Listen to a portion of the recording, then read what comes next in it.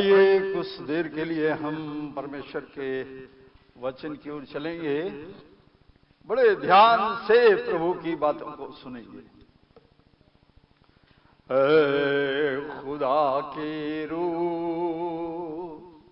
छू हमें तू छू। प्रार्थना करें खुदा का रूह छुए। जब तक खुदा का रूह हमें छूता नहीं है तब तक हम उसके सत्य को ग्रहण नहीं कर पाते हैं। आज सुबह हम चाहते हैं परमेश्वर से मांगे, पवित्र आत्मा से मांगे, हे पवित्र आत्मा तू मुझे छू, मुझे भेद की बातें बता। और निश्चय जानिए पवित्र आत्मा आज आपको भेद की बताएगा। इसलिए आइए परमेश्वर के वचन की ओर चलेंगे। गिनती और उसके 13वें अध्याय के 31वें पद से पढ़ेंगे। देखिए क्या लिखा हुआ है। गिनती की पुस्तक 13वां अध्याय और उसके 31वें पद से क्या लिखा है, पढ़ें।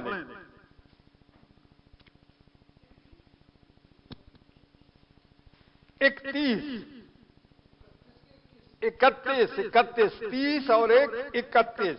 पर जो पुरुष उसके संग गए थे जी, उन्होंने कहा, उन लोगों पर चढ़ने की शक्ति हम पे नहीं, हमें नहीं है, क्योंकि वे हमसे बलवान हैं, हमसे अधिक ताकतवर हैं।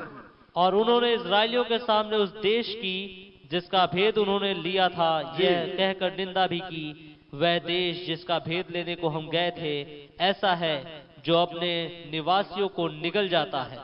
और जितने पुरुष हम में उनसे उसमें देखे वे सब के सब बड़े ढील डोल के थे। फिर हमने वहां नपीलों को अर्थात नपीली जाति वाले अनांगवंशियों को देखा, और हम अपनी दृष्टि में उनके सामने टिड्डे के समान दिखाई पड़ते थे और ऐसे ही उनकी दृष्टि में मालूम पड़ते थे। और ऐसे ही उनकी दृष्टि में मालूम पड़ते थे। आज सुबह मैं आपको बड़े भेद की बात बताना चाहता हूं। यहां एक सच्ची घटना है और ये घटना ईसा मसीह के बहुत पहले 1450 और 1400 साल की ये घटना है जो परमेश्वर के पवित्र वचन में दर्ज है। और ये ऐसे जंगल में है जिसका नाम पारान है, और वहां इन्होंने डेरा डाला है। ये मुल्क कनान में जा रहे हैं, ये मिस्र की गुलामी से निकल कर आए हैं और वहां डेरा डाल दिया। वहां परमेश्वर ने अपने दास मूसा से कहा कि भाई ऐसा करो, जिस दूध और मधु के देश में मैं तुम्हें ले जाना चाहता हूं वहां अपने सीआईडी भेज करके जानकारी कर लो अच्छी तरह। परमेश्वर के सेवक संत मूसा ने 12 सीआईडी लोगों को भेजा। 12 इसलिए कि 12 गोत्र वहां से निकलकर आ रहे थे, इसलिए एक एक गोत्र से एक एक ऑफिसर को चुना गया। चुनने का मतलब ये नहीं है कि कूड़ा कबाड़ को चुन लिया। एक एक गोत्र में जो सबसे ज्यादा ज्ञानवान था, ताकतवर था, समझदार था, उसके पास में ज्यादा बुद्धि थी, उसको चुना गया। और इसको हम यूं समझिए सीआईडी विभाग पूरा। सीआईडी विभाग में एक पूरी की पूरी टीम होती है और टीम जाकर के काम करती है। ऐसा नहीं होता है कि एक आदमी जाकर के जानकारी करे, पूरी टीम काम करती है। आप वर्तमान परिस्थितियों में देख लीजिए, जो बड़े बड़े नेता हैं उनके पीछे जो है बड़ी बड़ी टीम लगी होती है, चाहे वो माननीय संजय गांधी हो या हमारे उनकी मम्मी जी हो, या वर्तमान समय में आप देखिए मनीष सिसोदिया जी हैं। इनके पीछे एक बड़ी बड़ी टीम काम कर रही है, जो बड़े बड़े ज्ञानवानी लोग हैं, जो बड़ी बड़ी बातों को निकालते हैं, ये दोषी है या नहीं है, ऐसे लोगों को भेजा गया। और जब ये लोग गए, उन्होंने देखा बाप रे बाप, इतने लंबे चौड़े लोग हैं यहां। तो नपीली जाति के लोग, नपीली जाति के लोग खत्म हो गए थे, लेकिन उनसे वंशज बचे हुए थे और वो अनाक लोग कहलाए, नाग लोग के वासी कहलाए। ये अनाक वंशी बड़े बड़े लंबे लोग थे, बड़े चौड़े, मेरे ख्याल से इतने इतने मोटे होंगे, और परमेश्वर के इस वचन में जो ये लिखा हुआ है, तो जो बड़े खुराफाती दिमाग के लोग होते हैं वो सोचते हैं अरे ऐसे कैसे हो सकता है, तो इतने बड़े बड़े लोग कैसे संभव है। लेकिन मैं आपको बताना चाहता हूं, वर्तमान समय में जो रिसर्च की गई है, जो वैज्ञानिक लोग हैं कार्बन डेटिंग करते हैं, उन्होंने वर्तमान समय में, अभी पिछले समय में विज्ञान ने यह घोषणा की थी कि इस जमीन पर 10 लाख सालों से मनुष्य रहता है। ये खोज थी उनकी।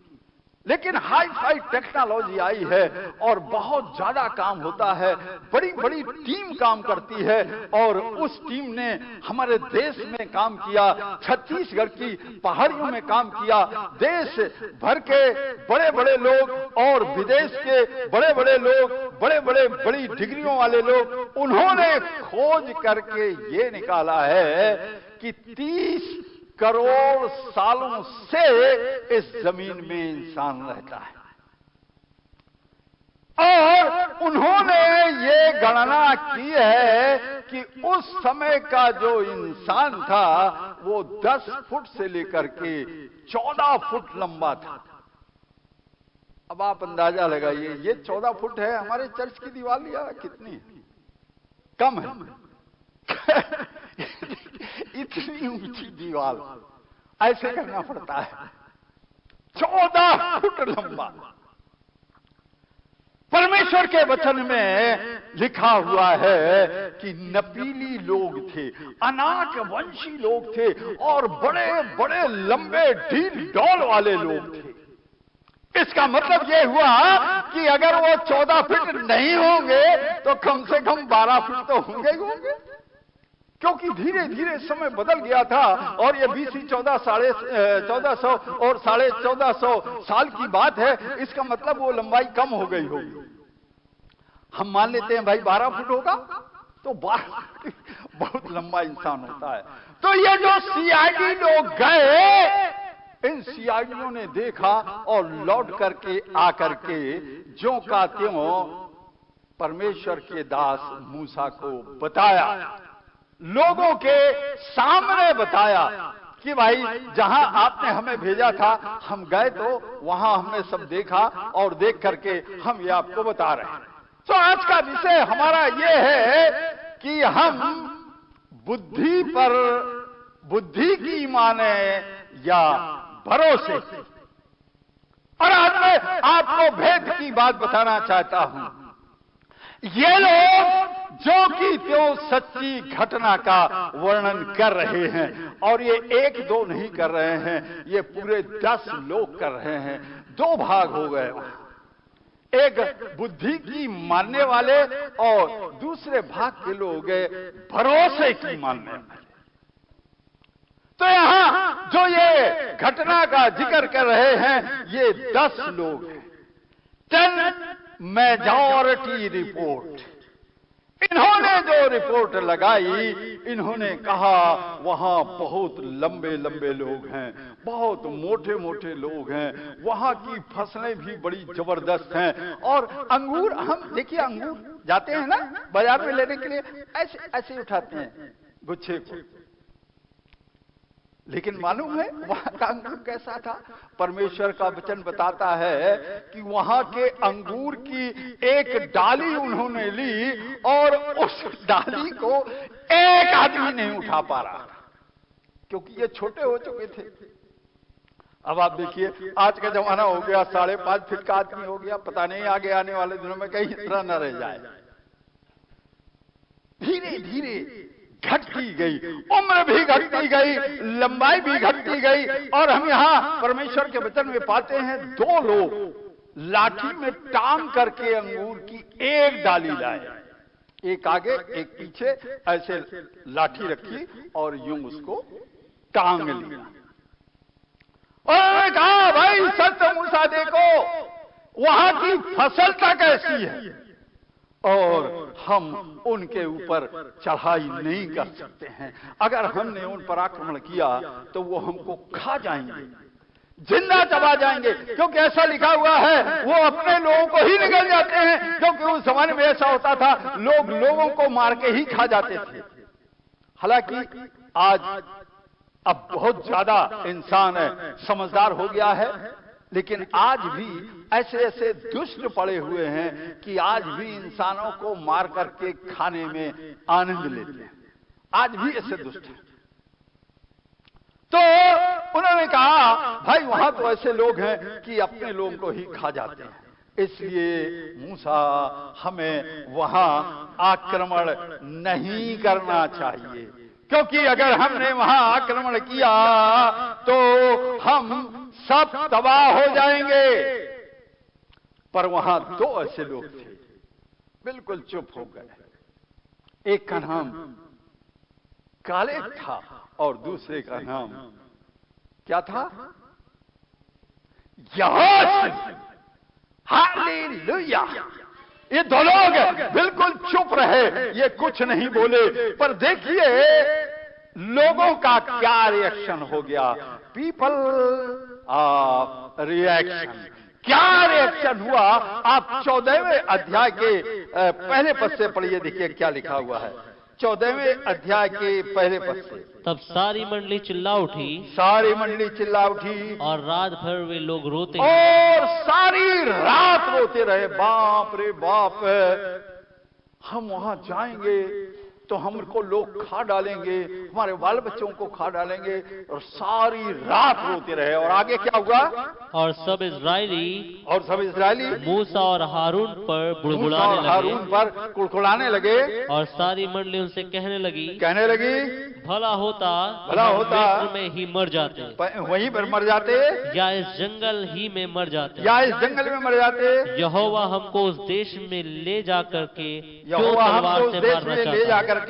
क्यों तलवार से मरवाना चाहता है? हमारी स्त्रियां और बाल बच्चे तो लूट में चले जाएंगे। क्या हमारे लिए अच्छा नहीं जी कि हम मिस्र देश को लौट जाएं? फिर वे आपस में कहने लगे आओ हम किसी को अपना प्रधान बना लें, आओ हम किसी को अपना अगुआ बना लें और मिस्र को लौट चलें। वहां के लोगों ने विरोध कर दिया, ये सीआईडी विभाग का। वहां के लोगों ने संत मूसा से कहा भाई ये जो लोग रिपोर्ट लेकर आए हैं हम इनकी मानेंगे। ये 10 लोग जो कह रहे हैं कि वहां जाना ठीक नहीं है, तो सच में हमको मिस्र देश में लौट जाना चाहिए, क्योंकि अगर हम लौट कर नहीं गए तो ये हमारे बाल बच्चे परिवार के लोग सारे के सारे लोग तबाह हो जाएंगे। इसलिए लिखा हुआ है सारी रात रोते रहे और पत्थर वाह करने तक के लिए उतारू हो गए, कुड़कुड़ाने लगे, मूसा के ऊपर कुड़कुड़ाने लगे। संत मूसा का जो भाई था, बड़ा भाई, क्या नाम था? हारून। भाई जल्दी से बोला कीजिए। इन लोगों के ऊपर कुड़कुड़ाना शुरू कर दिया, ये कहां से कहां हमको ले आए, अच्छा होता हम वहीं मर जाते, वहां पर हमको खाने को मिलता था। और ये सब कुड़कुड़ाने लग गए। परंतु आप ये देखिए, मैंने आपको बताया 2 भाग हो गए थे, 2 लोग बिल्कुल चुप थे। लेकिन अब देखिए ये 2 लोग बोले, और 13वें अध्याय के 30वें पद को पढ़िए, देखिए क्या लिखा हुआ है 13 अध्याय के 30वें पद को। परंतु कालेब ने मूसा के सामने प्रजा के लोगों को चुप कराने के विचार से कहा, हम अभी चढ़ के उस देश को अपना कर लें, अभी चढ़ाई कर दें और उसको अपना कर लें, क्योंकि निसंदेह हम में ऐसा करने की शक्ति है, क्योंकि हम निश्चय विजयी होंगे। मेरे ट्रांसलेशन में ये लिखा हुआ है हम निश्चय ही जीत हासिल करेंगे, हम विजयी होंगे। संत कालेब इसने कहा चुप हो जाओ, आज ही और अभी हम चढ़ाई करें और हम निश्चय ही जीत जाएंगे। सोचिए जरा, इन्होंने नहीं देखा था वो लंबे लंबे लोगों को, 14-14 फुट के लोगों को? क्या इन्होंने नहीं देखा? इन्होंने भी देखा अपनी आंखों से। क्या इन्होंने अंगूर की डाली को नहीं देखा? इन्हीं के साथी ही तो ला रहे थे। लेकिन आज मैं बताना चाहता हूं, जो मेरा विषय है, मैंने आपको बताया कि हम बुद्धि की सुने या अपने भरोसे की। ये वो लोग हैं जो भरोसा करने वाले लोग हैं, और इसलिए इन्होंने कहा कि हम अभी चढ़ाई करें और अभी हमारी जीत होगी, क्योंकि 14वें अध्याय के 9वें वचन में ऐसा लिखा हुआ है, केवल इतना करो, केवल इतना करो कि तुम यहोवा के विरुद्ध बलवा ना करो, कि यहोवा के विरुद्ध बलवा ना करो, और ना उस देश के लोगों से डरो, और ना उस देश के लोगों को डरो, क्योंकि वे हमारी रोटी ठहरेंगे, क्योंकि वो हमारे रोटी ठहरेंगे। छाया उनके ऊपर से हट गई, छाया उनके ऊपर से हट गई है, और यहोवा हमारे संग है, यहोवा हमारे संग है, उनसे ना डरो, उनसे ना डरो। एक ही काम करो, बलवा करना बंद कर दो। किसके खिलाफ बलवा? यहोवा के खिलाफ, ईसा मसीह के खिलाफ, परमेश्वर के खिलाफ। सिर्फ एक काम करो, यहोवा के खिलाफ बोलना बंद करो, बलवा करना बंद करो, डरना बंद करो, डरो मत। सबसे बड़ी समस्या डर की है। अगर हमारे सामने अभी कोई 7 फुट का आ जाए, हालांकि ढूंढने से मिलेगा नहीं 7 फुट का आदमी, लेकिन कहीं अगर वो दिख जाए हमको, तो हम देख करके क्या करेंगे? डर जाएंगे। अरे बाप रे, ये 7 फुट का है।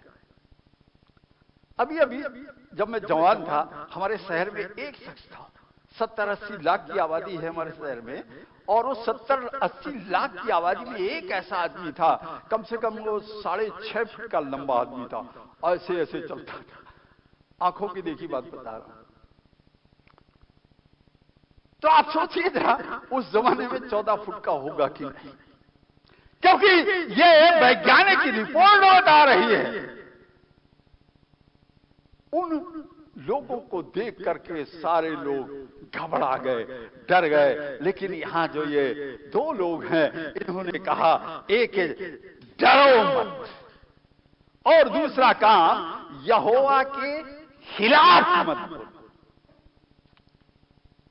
देखिए, जब किसी के ऊपर कोई समस्या आती है ना, दुर्घटना घटती है, तो क्या होता है? शैतान भाई जानता है, भाई ये तो मजबूत है, ये तो मेरे खिलाफ कुछ बोलेगा नहीं, तो दूसरे के घर पहुंचता है, किसी विश्वासी के ही। लो, हम बताओ चर्च भी जाते हैं, हम बताओ प्रार्थना भी करते हैं, और वो पादरी साहब ने कहा है हर शनिवार को प्रार्थना करनी है, और हर महीने में यहाँ पर आना है, 2 घंटे यहाँ प्रार्थना करनी, ये भी हम करते हैं। हम उपवास भी रखते हैं, हम प्रार्थना भी करते हैं, बाइबल भी पढ़ते हैं, सब कुछ करते हैं, और बताओ फिर भी ऐसा हो गया हमारे साथ, तो दुर्घटना घट गई। शैतान जाकर के उनके कान भरता है, और फिर वो किसी और के पास जाते हैं, फिर वो किसी और के पास, हाँ भाई ऐसा तो है। ये 10 लोग यही कर रहे थे, परमेश्वर के खिलाफ काम कर रहे थे, परमेश्वर के खिलाफ बोल रहे थे, यहोवा के खिलाफ बोल रहे थे। परंतु ये जो लोग थे, यहोवा के साथ खड़े हुए थे, और इन्होंने कहा, आज ही चढ़ाई करो, आज, और हम जीतेंगे। ये 2 लोग थे। देखिए, मौत 2 तरह की होती है, एक काल मौत होती है और एक अकाल मौत होती है। और निश्चय जानिए, जब अकाल मौत होती है, तो वो जब व्यक्ति मरता है ना, तो सीधे भूत प्रेतों में बाय बाय कर जाता है। परमेश्वर के वचन में ऐसा लिखा हुआ है, जो बुद्धि के मार्ग से भटक जाता है, उसका ठिकाना मृतकों में से होता है।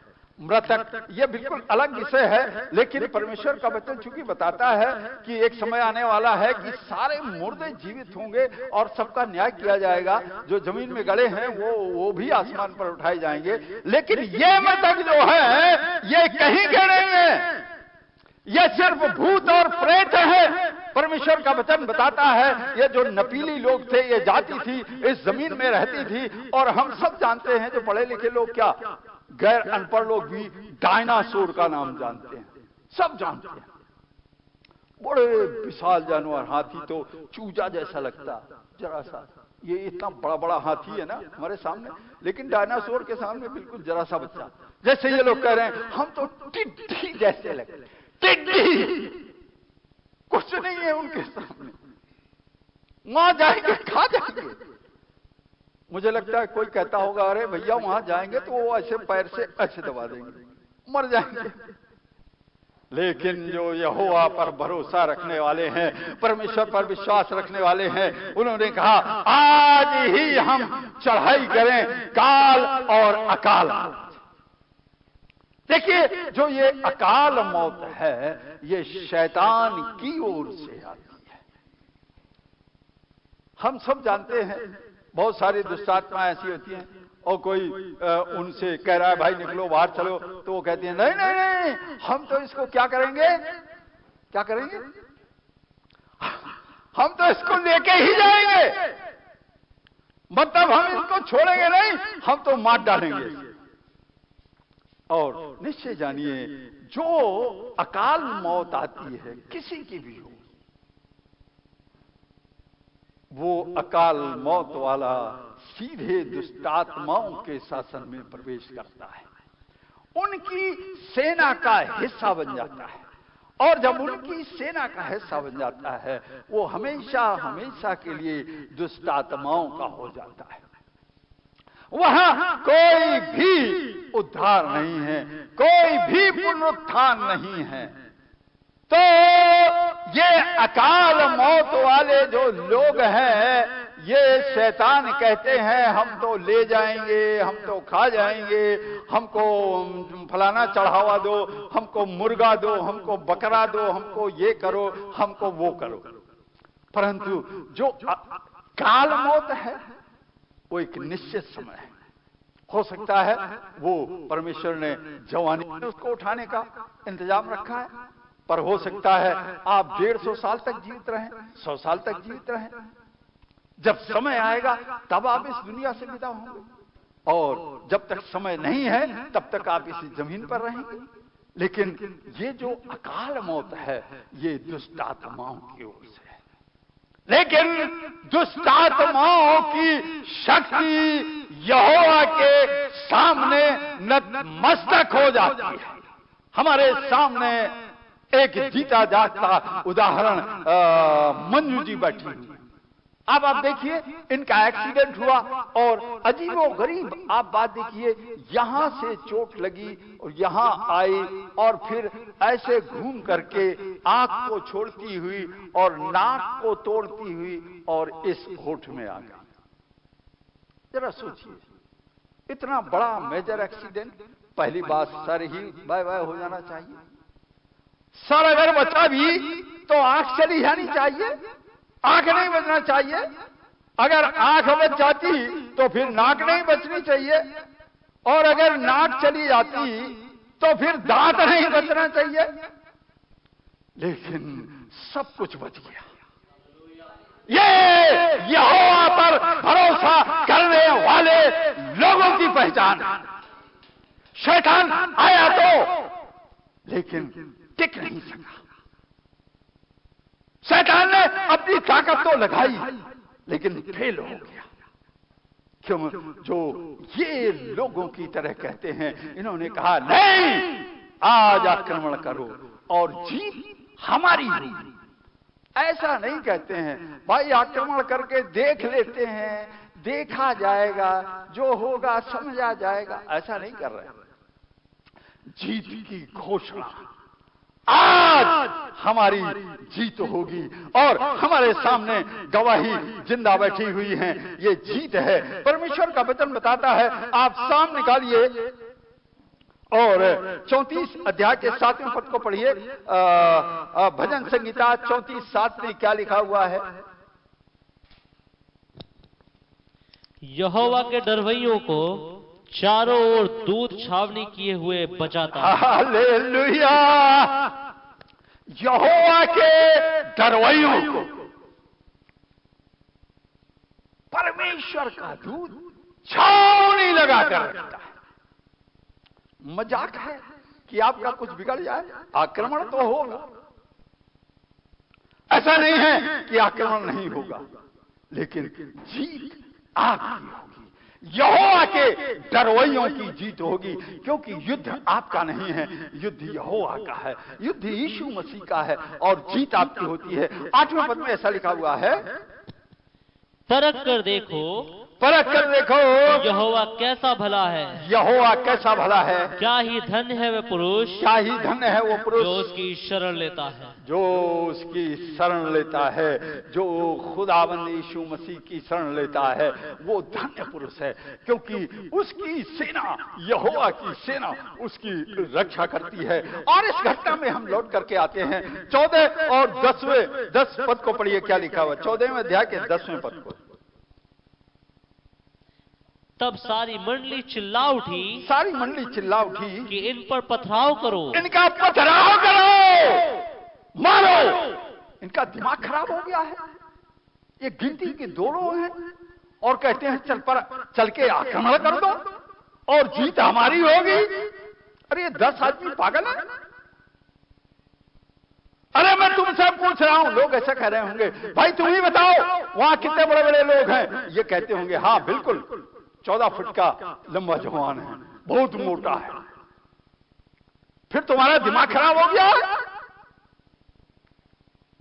लिखा हुआ है, मंडली कहने लगी, मारो, पत्थर वहां कर दो, इनकी कहानी खत्म करो, मार डालो।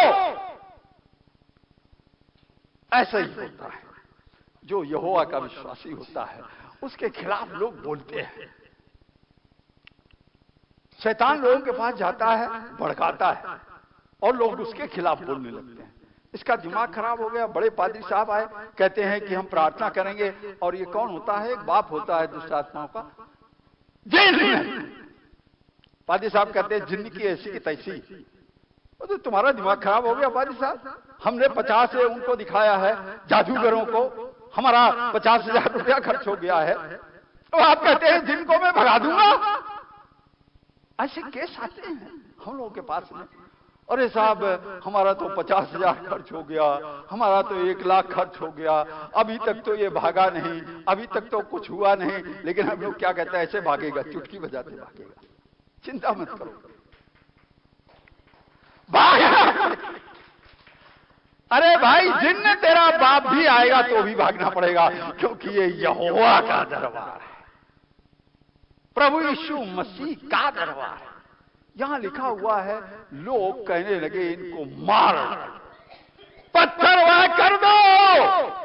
लेकिन जैसे ही इन्होंने कहा पत्थर वहां करो, और मेरे ख्याल से ऐसा लगता है 150 आदमी ने पत्थर उठाया होगा, और पत्थर उठा के और मारने को जैसे ही ऐसे किया होगा, ऐसे मान लीजिए किया होगा, तुरंत देखिए क्या हो गया।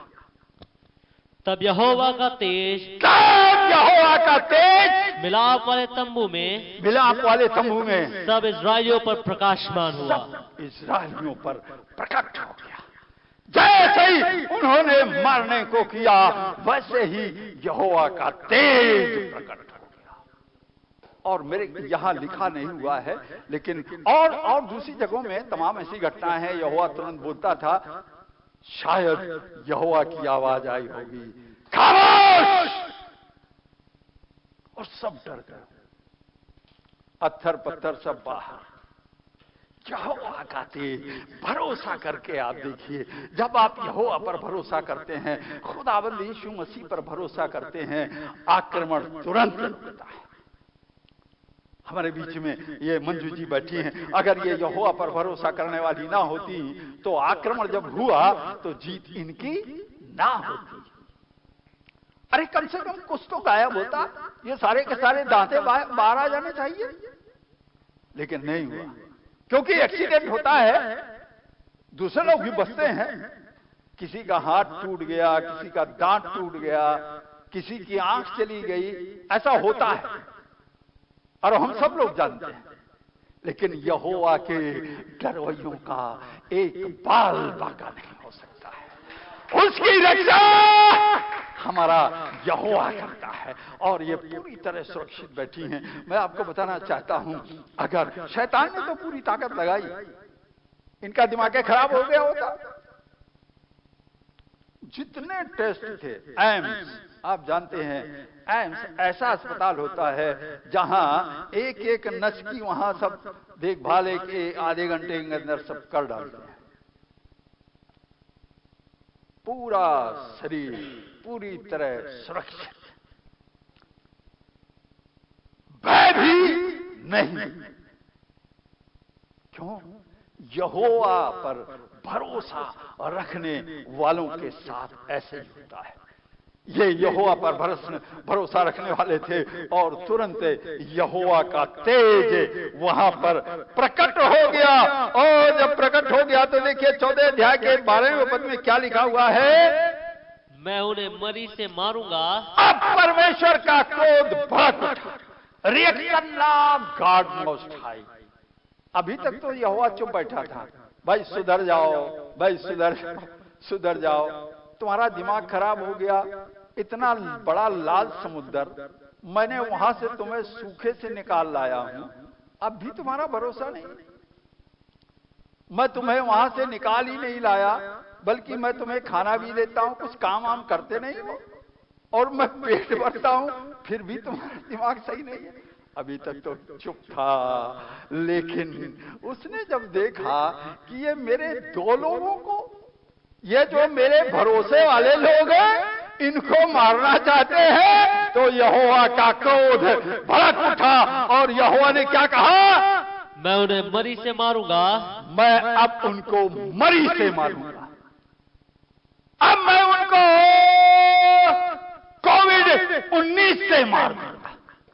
अब आप देखिए हमारे देश में क्या, सारी दुनिया में ये बीमारी आ गई, और जब ये बीमारी आ गई हमारे ही देश में लाखों लोग हर दिन मरने लगे फटाफट। गंगा नदी बेचारी परेशान हो गई, संभालते संभालते घाट बेचारे परेशान हो गए। लोग सवेरे मुर्दा लेकर के गए, शाम तक उनका नंबर ही नहीं आ रहा है। मरी से मारूंगा। कितनी भेद में आपकी बात आती है, ये बात की बात है, लेकिन मैं जरूर बताना चाहूंगा, जो लाइलाज बीमारियां आती हैं, ये सारी बीमारियां शैतान की ओर से भेजी जाती हैं। शैतान का पूरा डिपार्टमेंट है जो रिसर्च करता रहता है कौन सी ऐसी बीमारी भेजें। अच्छा, उसने देखा कि अच्छा भाई टीबी का तो इलाज खोज लिया इंसान ने, अच्छा ये हैजा, इसका भी खोज रखा है, अब ये बीमारी भेजने से कोई फायदा नहीं। ऐसा करो कोई ऐसी बीमारी निकालो कि जब तक ये कुछ इंतजाम करे तब तक हम पत्ता साफ करते। और कोविड भैया ने क्या किया? यही किया। पर हमने कोविड से कहा तेरी ऐसी की तैसी, तू दूसरे को तो मार सकता है, लेकिन यहोवा के लोगों का तू कुछ नहीं बिगाड़ सकता। मेरा छोटा बच्चा भी कहां चला गया? ये बैठा है। कोविड के टाइम में ये जाता था अपने माँ बाप के साथ। हम लोगों ने कभी इबादत बंद नहीं की, घर घर में गए, घर घर में प्रभु भोज दिया। हमने कहा कोविड भाई तेरी ऐसी की तैसी। कोविड कहता है भैया हाँ हाँ हाँ हमें मालूम है आप ये होवा वाले हैं, हम आपसे कुछ नहीं बोलेंगे। और जो वीवीआईपी सुरक्षा में लोग, महारानी, इंग्लैंड की महारानी, उनको भी महल छोड़ के दूसरे महल में जाना पड़ा। अरे भाई वहां कोविड भैया तू कैसे पहुंच गया? अरे तू चाहे जितनी सुरक्षा में रहे, लेकिन मैं तो पहुंचाऊंगा। वीवीआईपी सुरक्षा में लोग, उनको कोविड हो गया, लेकिन हम तो ऐसे लोग थे, भाग दौड़ करने वाले लोग थे। हमारे एक बहुत बड़े मित्र थे, हैं बहुत बड़े पैसे वाले आदमी, उनको कोविड हो गया। हमने कहा भाई हम तो साहब सरदार जी आना चाहते हैं आपके पास। अरे साहब वो तो कोविड है और ये है वो है। हमने कहा कोई बात नहीं, हमें कोविड से लेना देना नहीं है, हमें आपसे लेना देना है, हम आपसे मिलना चाहते हैं। और मैं गया, वो बेचारा 2 गज की दूरी, वो बेचारा दूर कुर्सी लेके बैठ गया। हमने कहा सरदार जी बेकार चिंता कर रहे हैं, कोविड भाई हमको सलाम बजाता है, आप मेरे गले आकर के लगेंगे ना तब भी ये मुझे नहीं होगा, क्योंकि हम जीवित जीवित परमेश्वर के लोग हैं। और हम कहे बहुत देर तक बैठे रहे, ऐसा भी नहीं कि भैया इसको कोविड हो गया है, कहीं उधर से चल के इधर ना आ जाए तो जल्दी फूट लो, ऐसा नहीं किया। घंटों बैठा रहा, बातचीत करता रहा, और वो बेचारा धुक करता रहा कहीं इधर से उधर ना चला जाए। मरी से मारूंगा, यहोवा ने कहा मैं अब इनको मरी से मार डालूंगा। आगे लिखा हुआ है, और उनके निज भाग से उन्हें निकाल दूंगा, और उनको निज भाग से निकाल दूंगा, और तुझ से एक जाति उत्पन्न करूंगा, तुझसे मैं एक ऐसी जाति बनाऊंगा जो उनसे बड़ी और बलवंत होगी, जो उनसे बड़ी और सामर्थी होगी। हालेलुया। मैं आपको बताना चाहता हूं, अगर आप भरोसे वाले लोग हैं, अगर आपका भरोसा खुदावंद यीशु मसीह पर है, तो उसकी प्रतिज्ञा है मैं तुम्हें आशीषित करूंगा, इतना आशीषित करूंगा, इतना आशीषित करूंगा कि तुझसे एक जाति पैदा करूंगा। कौन वाली जाति? भरोसे वाली जाति। चाहे कोविड आ जाए, कोविड का बाप आ जाए, बाप का बाप आ जाए, बाप का बाप आ जाए, और सब मिलके दौड़ पड़े, तब भी आपको छू नहीं सकता है। बस एक ही काम करना है, यहोवा पर भरोसा रखना सीखना है। और हम परमेश्वर का धन्यवाद देते हैं, यह हमारे चर्च की बड़ी गवाही है कि जिस तरीके से दुर्घटना मंजू जी के ऊपर घटी है, और ये मंजू जी पूरी तरह सुरक्षित हैं, ये बड़ी मिरेकल की बात है, अद्भुत। और हमारे जसवीर जी बैठे हुए हैं, क्योंकि इनको भी गिरना पड़ा। भाई इतना भयंकर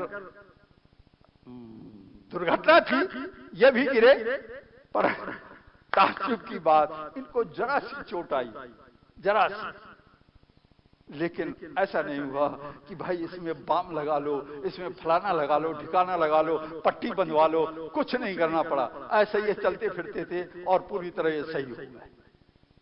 यहोवा पर भरोसा रखने वाले लोग, इसलिए परमेश्वर ने कहा मैं एक तुझसे बड़ी जाति को बनाऊंगा। और 29वें पद से पढ़िए, देखिए क्या लिखा हुआ है। मैं सोचता हूं मैं पढ़ देता हूं, क्योंकि आप लोग धीरे धीरे पढ़ेंगे। 29वें पद से 35वें पद तक हम देखेंगे। यहां पर ऐसा लिखा हुआ है, तुम में से 20 वर्ष या उससे अधिक आयु के जितने लोग गिने गए थे और जो मेरे विरुद्ध कुड़कुड़ाते थे, उनके 100 इसी जंगल में पड़े रहेंगे। यपुन्ने के पुत्र कालेब तथा नून के पुत्र यहोशू के सिवाय तुम में से कोई उस देश में जाने नहीं पाएगा, जिसके विषय मैंने यहोवा से शपथ खाई कि तुम मैं उसमें बसाऊंगा। परंतु तुमने अपने जिन बाल बच्चों के विषय में कहा है कि वो लूट में चले जाएंगे, उनको मैं उस देश में पहुंचाऊंगा। जिस देश को तुमने तुच्छ जाना, उसी को जान लेंगे। परंतु तुम्हारे शव इसी जंगल में पड़े रहेंगे। तुम्हारे बाल बच्चे जंगल में 40 वर्ष तक चरवाही करते फिरेंगे तथा तुम्हारे विचार का फल भोगते रहेंगे। तब तुम्हारे सब गलकर मिट्टी में मिल नहीं जाते। जितने दिन तुम उस देश का भेद लेते रहे, अर्थात 40 दिन, उतने दिनों की गिनती के अनुसार दिन पीछे एक वर्ष के हिसाब से 40 वर्षों तक तुम अपने अपने अधर्मों का दंड भोगते रहोगे। तब तुम मेरे विरुद्ध हो जाने का अर्थ समझोगे। मैं यहोवा कह चुका हूं कि मैं इस बुरी प्रजा से जो मेरे विरुद्ध असंगठित हो गई है, निश्चय ऐसा ही करूंगा। उसका सर्वनाश इसी जंगल में होगा और वे यहीं मर मर। यहोवा का क्रोध भड़क गया और उसने कहा, जिन बाल बच्चों की तुमने बातें की हैं, अब इन्हीं बाल बच्चों को मैं मुल्के कनान में भेज दूंगा। ये मरेंगे नहीं, लेकिन तुम सब मर जाओगे। और जब तक तुम्हारे ये शरीर इस मिट्टी में गल नहीं जाते हैं, तब तक मैं तुम्हें यही इसी जंगल में भटकाऊंगा और तुम्हारे इस पाप का दंड ये बच्चे भोगते रहेंगे। इसको आप लिख लीजिए। जब माँ बाप गड़बड़ सड़बड़ करते हैं तो बच्चे उसका दंड भोगते हैं। अगर मैं गड़बड़ सड़बड़ करता रहता, यीशु मसीह के खिलाफ टेढ़ा मेढ़ा बोलता रहता, तो मेरे बच्चे उसका दंड भोगते, अवश्य भोगते, क्योंकि परमेश्वर का वचन बता रहा है। और उसने कहा तुम सीआईडी लोग 40 दिन तक तुमने उस पूरे इलाके की रेकी की है, इसलिए अब मैं साफ देता हूं 40 साल तक तुम यहीं भटकते रहो इसी जंगल में। 40 वर्षों तक जंगल में इस्राएली भटकते रहे। और मालूम है कितने दिन में पहुंच जाना था उनको? मात्र 3 दिन लगते पहुंचने, परंतु यहोवा के खिलाफ हो गए, उसके विरुद्ध में हो गए। तो यहोवा ने कहा, श्राप दे दिया कि अब तुम 40 साल तक यहां भटकोगे। और 40 सालों के अंदर जितने वो गए हुए थे यहूदी, सारे के सारे लोग, कोई आज मर रहा है, कोई कल मर रहा है, कोई परसों मर रहा है। और परमेश्वर का वचन बताता है सारे के सारे लोग वहीं मर गए। और ये जो नई प्रजाति, ये जो बच्चे लोग थे, इन्होंने मुल्क कनान में प्रवेश किया। इसलिए हमें इस बात को याद रखना है कि अपने भरोसे पर टिके रहना। हमारा भरोसा है खुदावंद यीशु मसीह जीवित परमेश्वर है। खुदावंद यीशु मसीह की सेना हमारी सुरक्षा करती है। हमारा भरोसा है खुदावंद यीशु मसीह के नाम में हम ठीक होते हैं, चंगे होते हैं। हमारा भरोसा है खुदावंद यीशु मसीह के नाम में दुष्ट आत्माओं से छुटकारा मिलता है। इस भरोसे पर टिके रहे, भागे नहीं इधर उधर। इधर उधर भागने का मतलब है कभी भी गड़बड़ हो सकता है। और शैतान की एक ही मर्जी है, आप सब कुछ कीजिए, ईसा मसीह के पास न जाइए। अगर कहीं तुमने बाइबल पढ़ी, तुम कहीं अगर कलीसिया में गए, तो मैं तुम्हारे खिलाफ हो जाऊंगा। और बिल्कुल सत्य है, शैतान हमारे खिलाफ होता है, लेकिन जीत यहोवा के लोगों की होती है। इसलिए परमेश्वर ने कहा अब तुम 40 साल तक भोगो। और 40 साल तक उन्हें जंगल में मारे मारे फिरना पड़ा। और परमेश्वर का वचन बताता है, भजन संहिता 121 निकालिए और उसके 5वें पद को पढ़िए। देखिए क्या लिखा है, 121 और 5वां पद। यहोवा तेरा रक्षक है, यहोवा मेरा रक्षक है। यहोवा तेरी दाहिनी ओर तेरी आड़ है, यहोवा तेरी दाहिनी ओर तेरी आड़ है। ना तो दिन को धूप से, ना तो दिन को धूप से, और ना रात को चांदनी से, ना रात को चांदनी से तेरी कुछ हानि होगी। तेरी कुछ हानि होगी। यहोवा सारी विपत्ति से, यहोवा सारी विपत्ति से तेरी रक्षा करेगा। तेरी रक्षा करेगा। वह तेरे प्राण की रक्षा करेगा। तेरे प्राण की रक्षा करेगा। यहोवा तेरे आने जाने में, यहोवा तेरे आने जाने में तेरी रक्षा अब से लेकर सदा तक करता रहेगा। सदा सदा सदा हमेशा के लिए, जीवन की अंतिम सांस के लिए। यहाँ एक वचन आया कि सूरज की बात तो हमारी समझ में आती है भैया, जून का अगर सूरज है हम 2 मिनट खुले में खड़े नहीं रह सकते, जला डालेगा। लेकिन यहां लिखा है कि चांद से भी तेरी कोई हानि नहीं होगी। चांद तो कितना प्यारा लगता है और रात में खिलता है, लगता है बस देखते रहो, ऐसे बड़ा आनंद आता है, मजा आता है। उससे क्या डर खुदा बाप, लेकिन उससे भी डर है। परमेश्वर का वचन ही नहीं बता रहा, वैज्ञानिकों ने खोज कर बताया है, रिसर्च करके बताया है कि ये जो रात का चांद है ये सूरज से भी कई गुना ज्यादा आग को पैदा कर देगा। एक टाइम आने वाला है, इस चांद का भी दिमाग खराब होगा, सूरज से ज्यादा तेज हो जाएगा, जला देने की सामर्थ्य इसमें पैदा हो जाएगी। पर खुदा कहता है बेटा अगर तू जिंदा रहा ना उस समय तक, तो मैं तुझसे ये प्रतिज्ञा करता हूं कि ये चांद भी तुझे सलाम बजाएगा, ये सलाम बजाएगा। बस एक ही काम कर, कुड़कुड़ाना बंद कर दे, यहोवा पर भरोसा रखना सीख, डरना बंद कर दे। भाई सब कोई देखिए कोविड के टाइम में डर रहा था, हमें भी डरना चाहिए, डरना चाहिए ना। 10 लोग क्या झूठ बोल रहे थे, हमको भी 10 के साथ होना चाहिए। लेकिन नहीं, हम 2 वाले लोग हैं, इन्होंने कहा आज ही चढ़ाई करो और आज ही हमारी जीत होगी। हम उन लोगों में से हैं। और कोविड के समय में ही जरा सा टाइम मिला हमको तो कानपुर भी भागे चले गए हम लोग गाड़ी लेकर के। वहां बड़ा लफड़ा देखा, एक ईसाई, भाई क्यों कहते हो कि हम ईसाई हैं? हम तो CNI के मेंबर हैं, हम तो मैथोडिस्ट के मेंबर हैं, हम तो फलाने के मेंबर हैं, और कोविड के इतना डरपोक कि घर में घुसे बैठे हो। अरे भाई कोविड तो वहां भी मार के पत्ता साफ कर देगा तुम्हारा। वहां भी हमने कुछ ऐसे ईसाई देखे।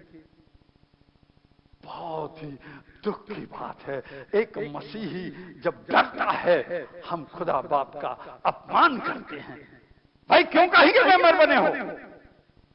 चले जाओ, वापस हो जाओ, हिंदू बन जाओ, बौद्ध बन जाओ, जैन बन जाओ, पारसी बन जाओ, ईसाई भाई बने क्यों बैठे हो? अगर तुम्हारा डर कोविड जैसी बीमारियों से है। इसलिए यहां हम पाते हैं यहोवा कहता है अब से लेकर और सदा सर्वदा तक मैं तुम्हारी रक्षा करूंगा। यहां ऐसा नहीं लिखा हुआ है कि मैं तुम्हारे साथ बना रहूंगा। यहां साथ नहीं, स्पष्ट लिखा हुआ है मैं रक्षा करूंगा। इसलिए यहोवा पर भरोसा रखना सीखें और आप देखें कि उसकी रक्षा सदा सर्वदा तक आपके साथ बनी रहेगी। सो प्रभु इन बच्चों के द्वारा आपको आशीष बख्शे। आमीन।